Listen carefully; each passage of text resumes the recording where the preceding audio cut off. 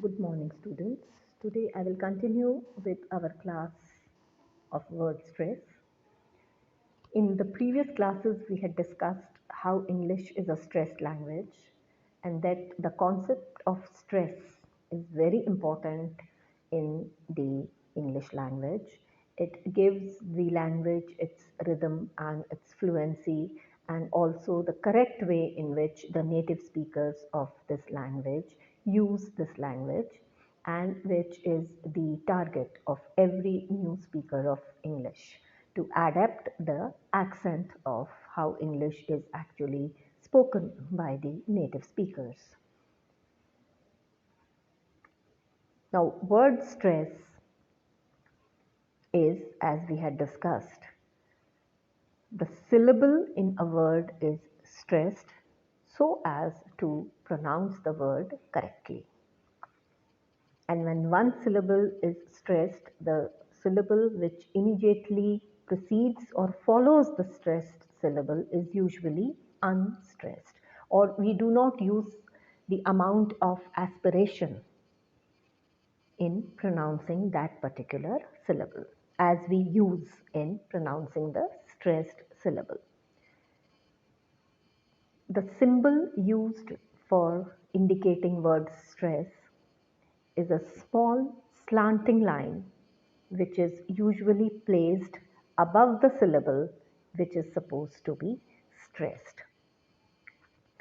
So when in the examination you are given a list of words and you are asked to put stress mark wherever applicable, you are supposed to rewrite those words in your answer copies and to place a small slanted line slanting towards the right above the letter of the word whichever you think should be stressed in order that the word be pronounced correctly. And make sure that the stress symbol is used very neatly. Think about the stress symbol with concentration and only then apply the symbol. Don't apply the symbol in a hurry and then you rub it out or you scratch it out or you cut it out and then you place it at another place. And if you're unsure of the second place, you put the stress symbol at the third place. And then it becomes very difficult for the examiner or the teacher to mark out your correct place of stress. So please make very sure, pronounce the word again and again in your mind to bring out the correct form.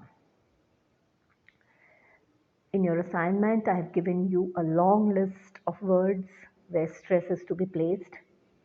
And as I said, the golden rule is if there is a 3 or a 4 syllable word, usually the first syllable takes the stress.